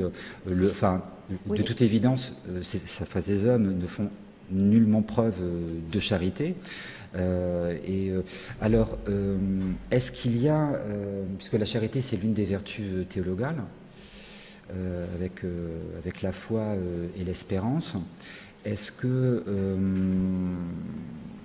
avec ce soubassement référentiel de la Divine Comédie et de l'enfer, on peut interpréter cette charité comme l'une des preuves supplémentaires de l'effondrement de toutes les valeurs, y compris celles de la religion, de l'impossibilité donc d'accéder à la connaissance de Dieu. Dieu existe-t-il seulement? Parce que la première gravure de l'album, elle est très équivoque, c'est une amphibologie, hein, cette première gravure. Hein. Qu'est-ce que regarde cet homme? Je ne vais pas revenir en arrière. Si Oui, ça va aller vite. Voilà. C'est un ciel, voilà... tourmenté. La scène de l'agonie du Christ au Mont des Oliviers, c'est une épreuve que traverse donc le Christ. C'est l'épreuve du doute. Est-ce que c'est la dernière tentation du Christ de renoncer au dessein de son Père, au destin que lui réserve son Père? En tout cas, le Christ reçoit la consolation de l'ange de Gethsémani, qui lui présente le calice du sacrifice. Cet homme-là reste sans consolation et il n'en aura aucune de tout l'album. Et ce ciel, comme je le disais tout à l'heure, ou bien il signifie un ciel déserté par Dieu, ou un ciel dans lequel la voix de l'homme résonnera dans le vide, puisqu'il n'y a jamais eu de Dieu. Je n'ai pas pu glisser dans ce PowerPoint une gravure qui était peut-être... Les historiens s'interrogent sur la place, enfin sur le statut que devait recevoir cette gravure. C'est la gravure 69 et qui est très complexe dans son analyse. Et elle a donné lieu à des myriades d'interprétations convergentes ou contradictoires. On voit un cadavre, mi-cadavre, mi-moribond, et entouré, enfin, vous voyez là, derrière lui, vous avez une nuée de personnages assez cauchemardesques, des suppôts de l'intolérance, du crime. Bon. Et le titre de cette gravure, c'est Nada, rien, ou le néant. Et donc certains historiens considèrent que l'album devait se clore sur cette gravure 69.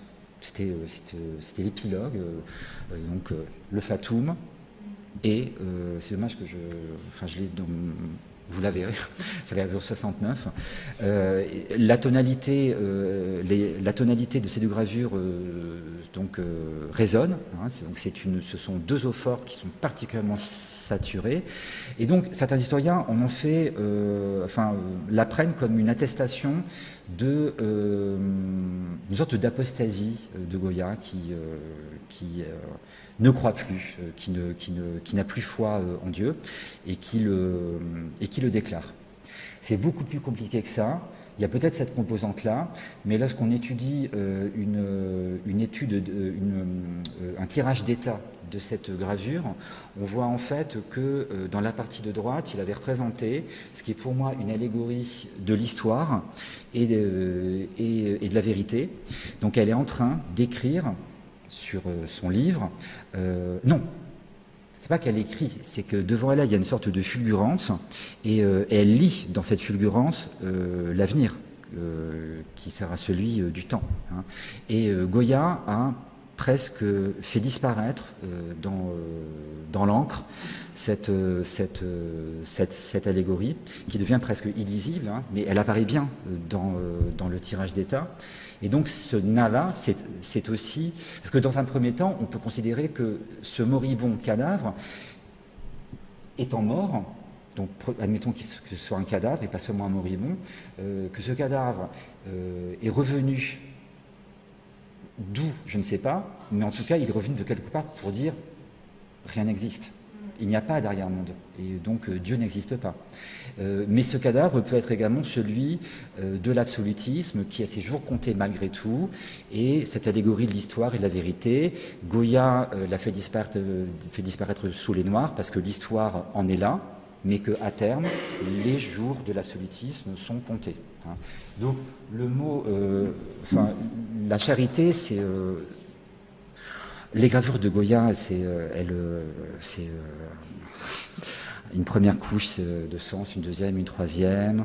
Non, mais parce que vu l'importance des titres, tu vois, qu'il n'ait pas mis, parce que là, en fait, c'est des titres plus explicites, enfin, on va dire plus, en tout cas, pas ironiques. Enfin, si tu estimes que dans Charité, il y a, tu vois, une part d'ironie, d'accord. Mais bon, je ne veux pas monopoliser le... Il y a souvent des titres ironiques dans la série, on en a vu beaucoup.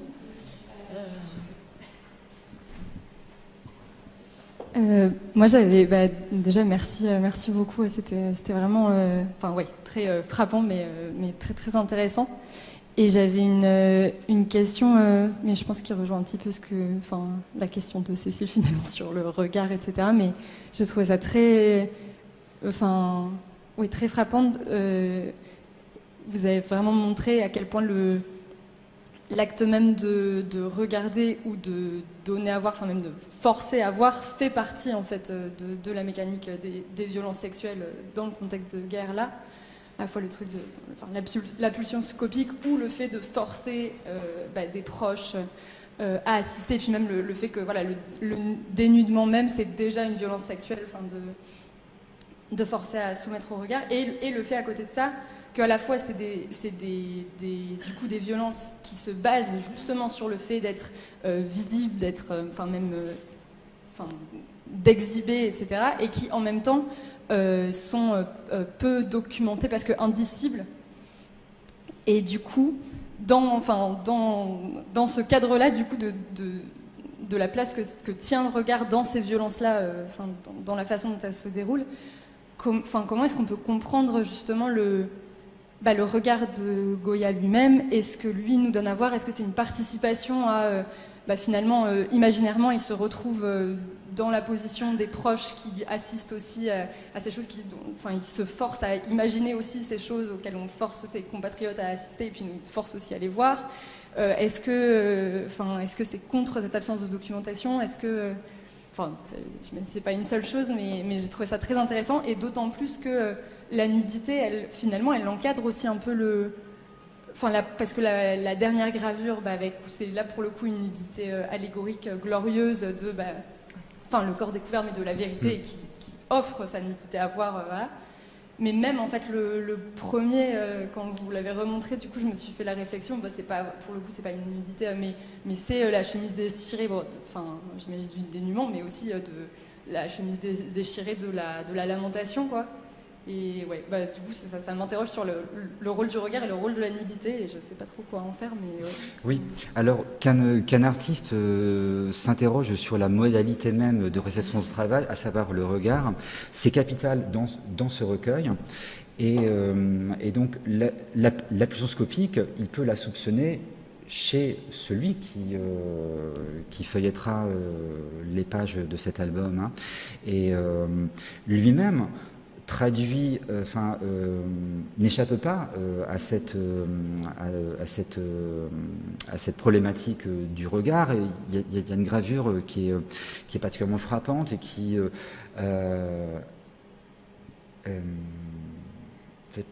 la gravure 30, je ne sais plus, c'est la seule gravure dont le titre intègre le mot guerra, hein, c'est Estragos de la guerra, les ravages de la guerre, hein. D'ailleurs, l'Académie aurait très bien pu intituler cet album Les ravages de la guerre. Elle a choisi les désastres. Bon, bref. Et cette gravure représente une maison qui vient d'être frappée par un obus, puisqu'on les utilisait à l'époque déjà. Peut-être une maison de Saragosse, puisqu'il a fait le déplacement, il a vu sa ville détruite. Et donc c'est une maison qui vient d'être pulvérisée, et il y a une femme, le corps d'une femme qui dégringole des étages, et c'est vraiment l'image même de la catastrophe. La catastrophe, c'est le dessous, c'est le renversement. C'est comme une spirale qui dégringole de l'image. Il y a pratiquement une qualité photographique, puisqu'il y a cette femme qui dans l'effondrement du corps par la gravité à ses vêtements qui s'ouvrent, hein. Et déjà au sol gît le corps d'une femme qui lui ressemble trait pour trait, donc c'est peut-être déjà elle dans la seconde qui va suivre, et c'est une femme qui littéralement la guerre lui est passée sur le corps. Et c'est-à-dire que dans cette gravure-là, Goya traduit la puissance violatrice de la guerre. Dans une autre gravure, on voit une femme qui est soutenue par deux hommes. Elle est seins nus, son corsage est déchiré. On voit au loin une ville qui est vraiment en proie aux flammes. Donc c'est vraiment la déflagration de la guerre. Et là, encore une fois, la guerre est passée sur le corps de cette femme. Mais Goya traite avec... c'est une érotique noire, hein, j'ai employé cette expression-là. Hein, le détail avec lequel Goya décrit les dentelles des sous-vêtements de cette femme qui gît à même le sol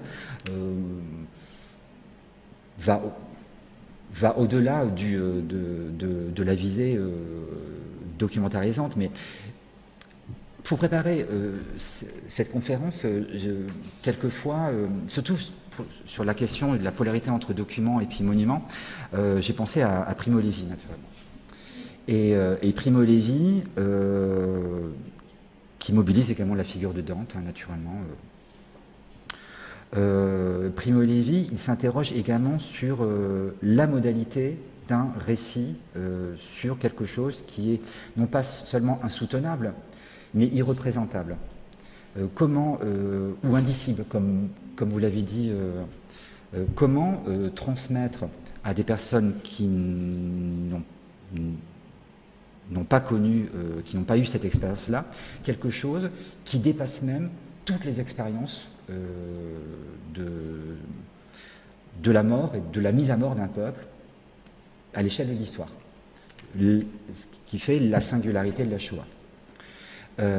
Comment traduire, non pas seulement documenter, parce que il tâche, enfin, il ne peut pas faire l'économie à travers ce récit autobiographique de la documentation de ce qu'il a vécu, mais la seule façon pour lui de transmettre la vérité totalisante, de l'approcher en tout cas à travers son récit, c'est d'en faire un monument.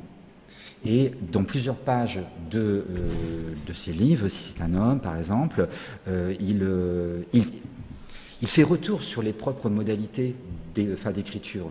Goya lui-même, Goya évidemment. Et la question du regard, elle traverse toute l'œuvre, bien évidemment. Ce regard de Goya, c'est un regard qui porte loin.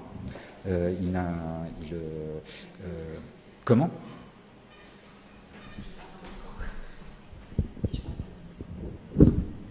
Comme celui du Christ du Jardin des Oliviers. Ici ? En fait, le regard est porté vers le haut aussi. Alors, parce que si j'ai bien compris ce que tu as ton raisonnement, le parallèle que tu fais entre les deux gravures, est-ce qu'on peut pas aller, tu vois, parce que est-ce que la question qu'on se pose ici, c'est voilà, cette pulsion scopique en fait de regarder l'irregardable, tu vois, d'avoir accès, qui est un moment comment dire, très désagréable. Enfin, on n'a pas envie de voir l'horreur, d'être mis face à l'horreur.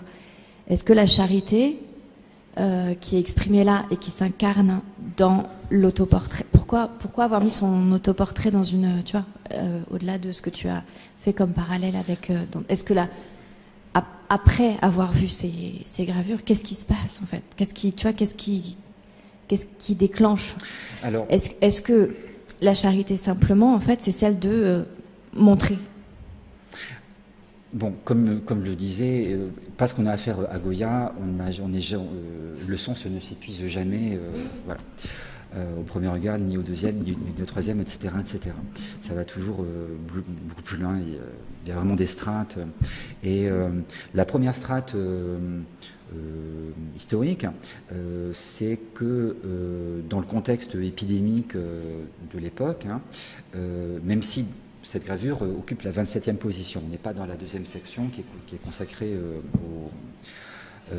à cet hiver 1811-1812, mais il était recommandé pour autant de vite enterrer les cadavres pour éviter la propagation des épidémies. Hein. Bon. Mais là, on n'est pas du tout dans cette mesure prophylactique, hein, parce que ces corps, ils ont été étêtés, hein, on leur a arraché la tête. Bon.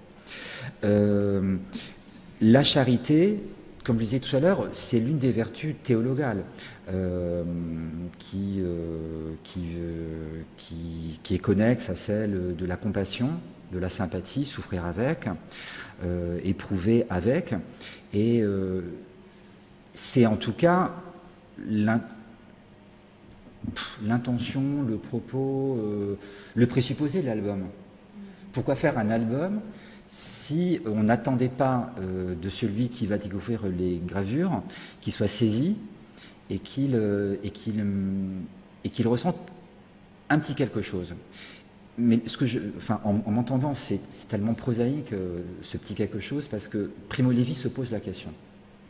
Comment transmettre à son lecteur quelque chose qui ne peut absolument pas passer par l'empathie? Parce que ce qui s'est passé dans les camps de concentration et les camps d'extermination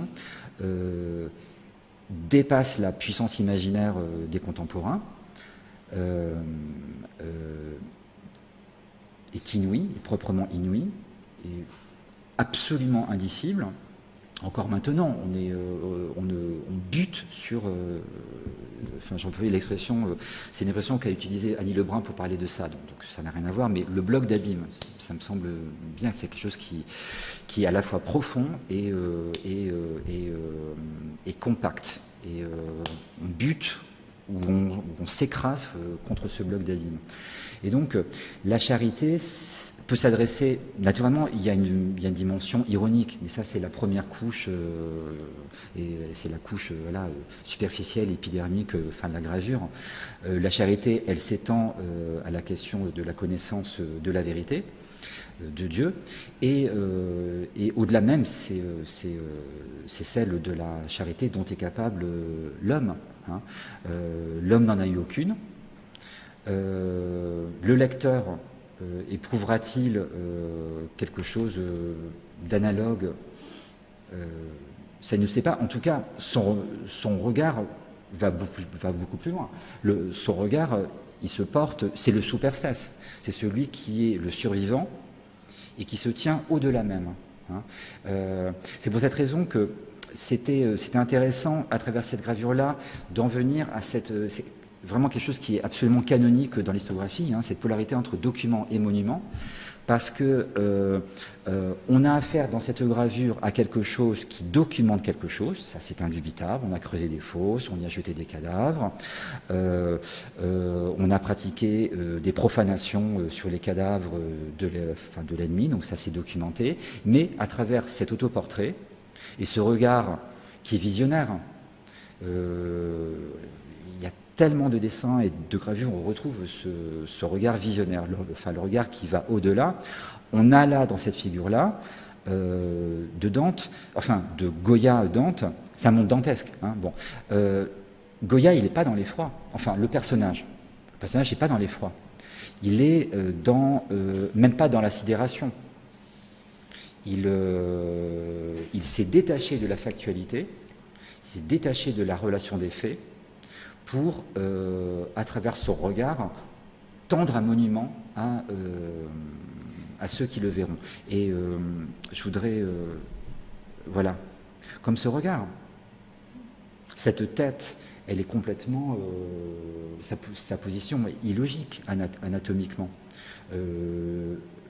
Ce visage devrait s'être écrasé contre la poitrine.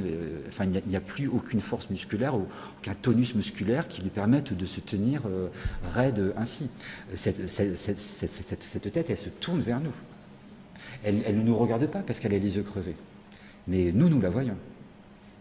Et c'est encore une fois une tête qui se détache de la factualité du martyr. C'est de même, c'est une recherche classique, toi qui connais à la perfection la martyrologie, les martyrs de Saint-Barthélemy qui portent sa peau.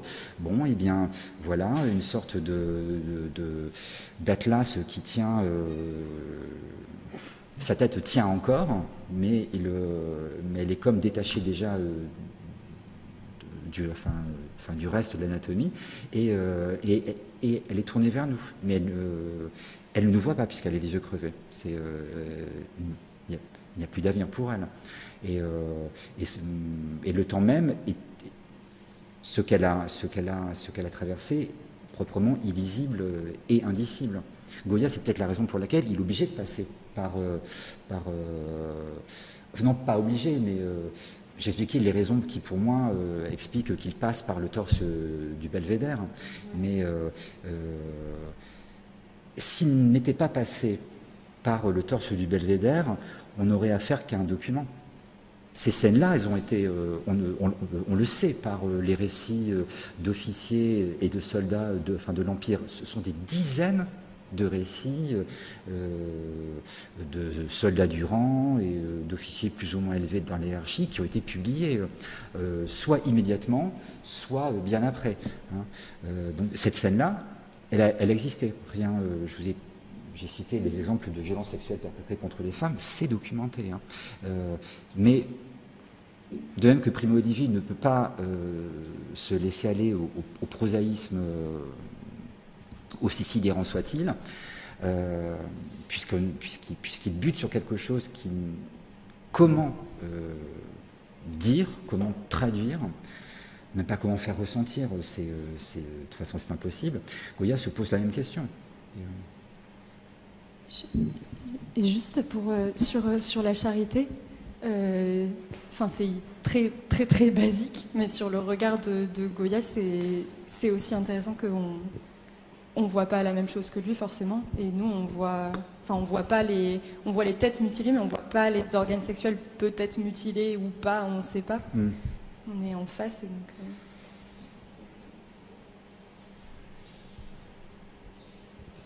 Oui, bonjour. Bonjour. J'ai plus une réflexion qu'une question. C'est dans la continuité des violences sexuelles commises aux différentes personnes. Et même si le XVIIIe siècle, a fortiori le XIXe siècle, sont marqués par la sécularisation de la loi, elle reste profondément influencée par la théologie, donc depuis Saint Augustin que vous avez mentionné, qui est repris par Saint Thomas d'Aquin, etc. Et dans ces contextes-là, l'homme peut violer une femme. Enfin, ce n'est pas un péché qui intègre le péché contre la nature, contre la naturaleza. Parce que l'homme met le pénis dans le bon réceptacle et la sémence est mise au bon endroit. Et c'est quelque chose qui Goya représente. Ce qu'il ne fait pas, justement, c'est de représenter ce qui passe avec les hommes. Ce n'est pas la même chose, en fait.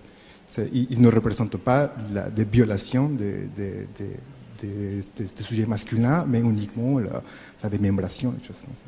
Donc, j'avais quelque part les gravures ces façons de. Je ne sais pas s'il y a des témoignages justement de violations faites des soldats faites aux hommes. Je pense que ça doit exister. Mais ils décident de ne pas le représenter. Donc, quelque part, cette violence sexuelle qu'ils représentent continue à être marquée par cette morale encore présente au XVIIIe siècle. Voilà. Alors, les corneilles de l'époque, les corneilles culturelles de l'époque, empêcher, inhiber, si tant est que ce genre de violence ait existé, inhiber le récit de violences sexuelles d'hommes sur des hommes. Peut-être ont-elles existé, mais c'est marginal. En revanche, lorsque l'on castre un homme, et qu'on bourre sa bouche de ce qui a été tranché, lorsqu'on tranche les seins d'une femme et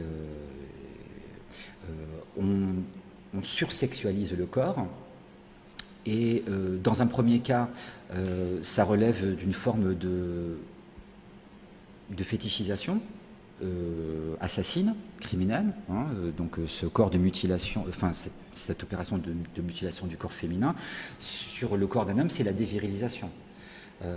Sur le corps d'une femme, faire exploser, enfin pulvériser le sexe, la vulve,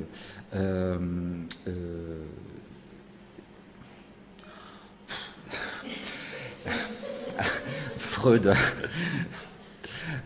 dirait des choses tout à fait passionnantes, Lacan aussi, hein, sur la...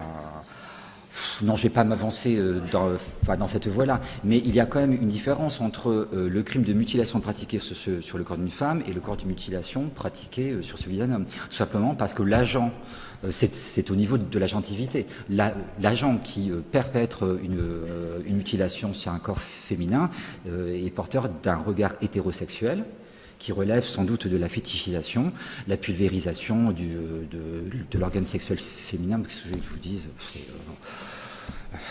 disons que ça va chercher loin. Et en revanche,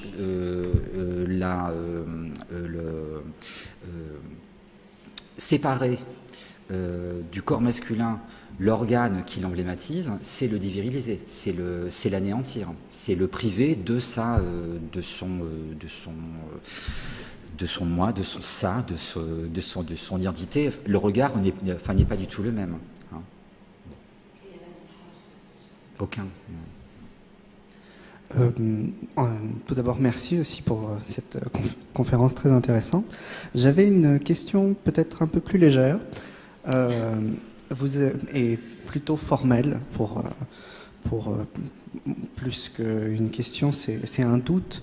Car vous avez interprété en fait les espaces qui sont assez indistincts, sans ligne d'horizon, sans point de fuite, comme une matérialisation du nihilisme de la guerre qui est assez marquante, mais dans la perspective donc du torse du Belvédère et des interprétations que vous en faites de la culture classique, on va dire, de Goya. Est-ce qu'on ne peut pas voir aussi le traitement des paysages et le traitement formel comme une poursuite de la tradition des peintres du XVIIe, que ce soit Zurbarán avec ses figures de martyrs et de saints dans des environnements comme détachés d'un fond presque flottant, ou même Velázquez avec ses paysages qui, à la différence de Rubens, ne sont pas du tout travaillés. Est-ce qu'on peut poursuivre donc cette stratigraphie on va dire, des sens que Goya peut donner à ses œuvres dans une continuité avec les grands peintres espagnols du XVIIe? Alors, je rapportais la forme que prennent ces espaces indistincts, sans ligne d'horizon, à cette traduction de la dissolution des fins. J'ai dit à un moment donné, effectivement, que pour Goya, à travers cette gravure 12, voilà ce pourquoi vous êtes né. Donc, je parlais de la guerre comme pure négativité, voire comme nihilisme. Mais la disparition des points de fuite, c'est pour manifester l'épaisseur d'un présent qui n'en finit pas. Hein, parce que le régime d'historicité, il s'est trouvé pulvérisé. Le passé ne permettait plus aux contemporains de tirer les leçons de l'histoire, de l'historia magistrae. L'histoire n'était plus dispensatrice de leçons. L'avenir était absolument indiscernable, donc il n'y avait plus que ce présent épais. Hein. Donc dans certaines gravures, ça c'est évident, Goya surcharge, il sature, griffe, il grave la plaque de sorte de la noircir, soit à l'eau forte, soit à l'aquatinte. Donc il existe en revanche d'autres gravures où un décor existe, mais réduit à ses lignes, voire quelquefois à des silhouettes. Vider quand même, dans la deuxième partie des désastres, donc, qui auraient pour cadre Madrid, il y a quelques éléments urbains, des maisons, des porches, mais même ainsi, dans un contexte quand même particulièrement saturé architecturalement. Goya réserve un grand nombre de gravures, les inscrit dans des environnements nus et éloquents dans ce dépouillement. Donc, Velázquez, oui, on en trouve naturellement les leçons dans les portraits, hein, donc ce fond gris, cette légère inclinaison du sol, pardon. Donc oui, Goya lui-même avait travaillé, étudié, traduit en gravure plusieurs tableaux de Velázquez, donc on en trouve les résonances dans ses portraits. Dans ses gravures, c'est une question intéressante, hein, parce que Goya est, comme tout artiste, une banque de données. Hein, il a métabolisé en lui tout ce dont il s'est gorgé, donc les choses ne sont même pas mobilisées, activées en toute conscience. Elles viennent. Hein. Elle s'imprime, elle s'amalgame, elle s'intrique, sans qu'une référence ait été actualisée en toute conscience. Et je pourrais réfléchir, et on pourrait en reparler, mais pour l'heure, je ne saurais pas identifier dans l'album une gravure qui pourrait être rapporté à cette question des paysages, de l'expression et traduction des paysages dans la peinture espagnole. Dans les peintures à l'huile, huile sur toile ou bien huile sur panneau de bois, oui, cette question serait tout à fait pertinente. Hein. Mais là, pour les gravures, je sèche.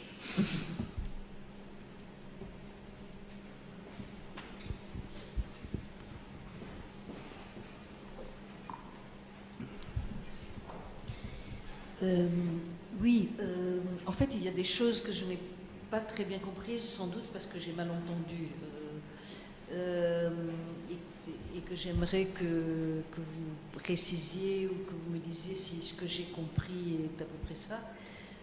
En fait, Goya n'a rien vu de tout cela. C'est totalement imaginaire. Est-ce que c'est totalement imaginaire? C'est ce que j'ai cru comprendre. Et à ce moment-là, il s'appuie sur des récits d'atrocités qui existent, auxquels on a accès, qu'on a pu lire, voilà, première chose, où c'est de l'imaginaire pur, un peu comme, disons, il pense que la guerre c'est l'enfer, il a des raisons de le penser, donc comme Dante n'est pas allé en enfer, mais rapporte quand même des scènes infernales, lui il peut faire de même. Mais c'est comme si il était prédestiné à faire ça avec la guerre, parce que son imaginaire a toujours été d'une noirceur extrême. Quel est le rapport entre les autres recueils? Les caprices, ou a priori c'est une sorte de satire, mais c'est déjà souvent assez sinistre et violent. Et les peintures noires, est-ce qu'il y a une sorte d'inclination à peindre le mal qui a trouvé dans la guerre un prétexte? Je vais prendre les questions dans leur ordre. Oui, effectivement, donc. L'occupation de Madrid commence dès le début de la guerre. Hein. La famille royale est exfiltrée de la capitale, rassemblée à Bayonne, et successivement, Ferdinand VII va abdiquer pour remettre sa couronne à son père qu'il avait renversé quelques mois plus tôt. et donc Charles IV, redevenu roi, transmet la couronne à Napoléon, qui la transmet à son frère aîné, donc Joseph.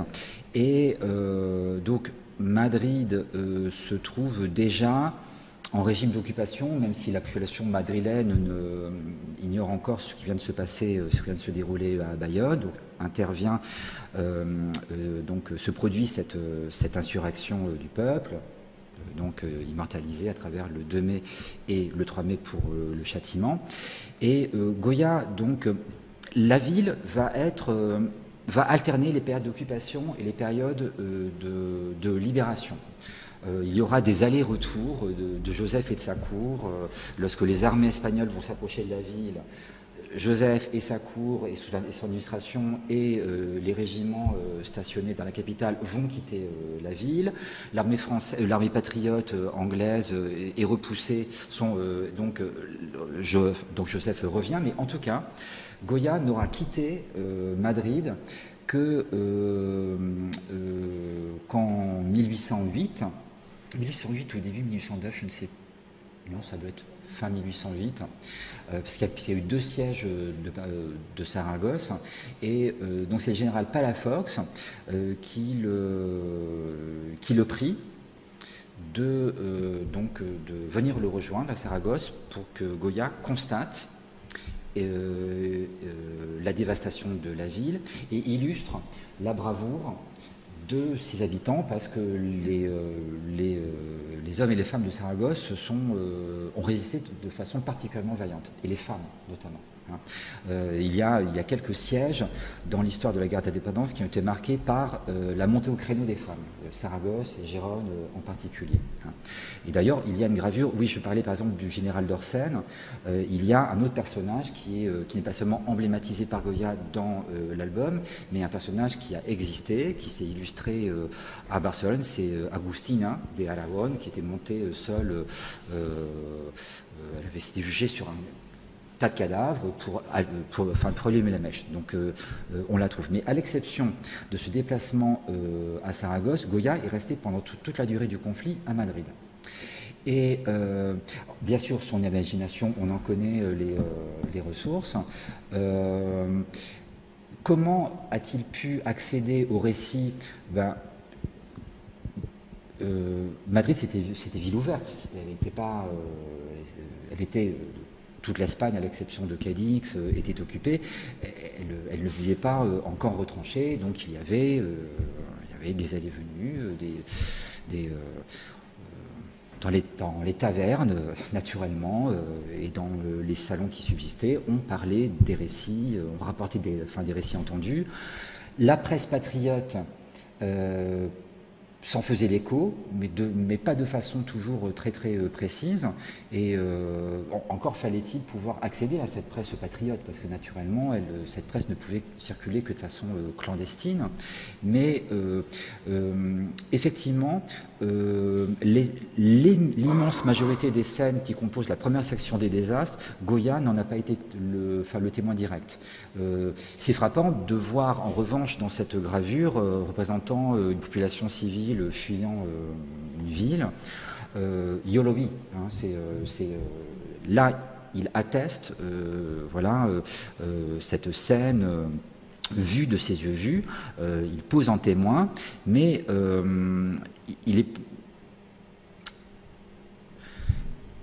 vous parliez des caprices. Il y a une très belle étude de Georges Lieberman consacrée au caprice pivot de l'album, Le sommeil de la raison engendre des monstres, autour de la figure d'Atlas. Georges Lieberman a consacré une exposition à la figure d'Atlas qui est partie à la calcographie de Madrid. Et il s'intéresse à des dessins préparatoires, en plus de la gravure, en soulignant bien le soin apporté par Goya dans la relation d'un poids qui pèserait sur les épaules de ce personnage qui est un autoportrait. En tout cas, c'est la figure c'est un analogue, c'est un autre lui il porte c'est un autoportrait. Hein, bon. Et donc, déjà dans Les Caprices, Goya entreprend de porter sur ses épaules et de porter pratiquement le fer, il grave, mais il porte le fer sur la plaque de cuivre pour... il porte la voûte du ciel, la voûte des vices de la société. Donc il y a déjà une entreprise dans le genre satirique, mais vous avez raison, il y a également, ça va... Je mets de côté la sorcellerie, hein, qui vaut ce qu'elle vaut, enfin, on aime, ça arrache un sourire, bon. Mais il atteint parfois aussi au bloc d'abîme de la société. Donc lorsqu'il se représente dans ce caprice pivot, il porte sur lui la voûte la voûte du ciel, la voûte d'une société,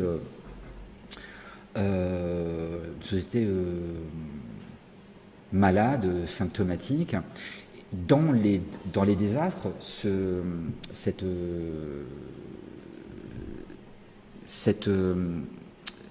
je ne peux pas employer le mot de mission parce que Goya n'est missionné par personne. C'est lui qui entreprend vraiment de son propre chef de graver cet album. Et lui aussi, là aussi, il va donner à cet album, comme pour Les Caprices, mais de façon encore plus emphatique, une dimension monumentale.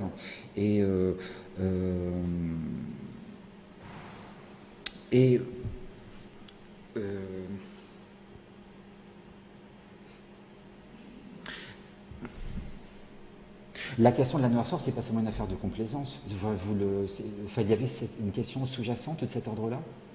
Non. Non. De hantise, oui. Mais parce que vous parlez d'imagination et dans le sens de la fantaisie, non. Enfin, il n'y a pas... Sinon, un détail, mais qui n'est pas un détail. Vous avez peut-être expliqué cette gravure-là, si étrange, là, celle de droite. C'est un autoportrait. Oui. Et ce qu'on voit à droite, c'est une jambe levée. Hein? C'est le détail de... Ah, c'est le détail de... Voilà, c'est ça. Oui, d'accord. Je l'ai détouré. C'est vraiment un détail. D'accord. Et en fait, donc, ça n'est pas Goya qui saisit, donc c'est un personnage qui balance ce cadavre dans la foule. Goya se représente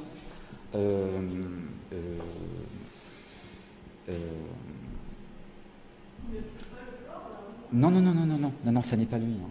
Et qui la jambe. Il se tient immobile, il mouton, et il a les mains derrière le dos. C'est inimaginable de penser qu'il puisse avoir les mains entravées. Je pense c'est une sorte de personnage statufié. Hein,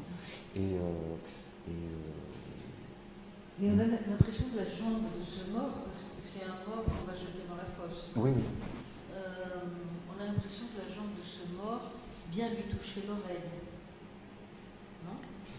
Sur le détail, c'est vrai. Alors, c'est une totale fantaisie. Mais on dirait que la plante du pied est une main qu'il mettrait à l'oreille pour mieux écouter. Oui. Un peu comme si les morts disaient, même si tu es sourd, tu vas nous entendre. Enfin, il y a peut-être écoutez, non mais je vous donnerai raison.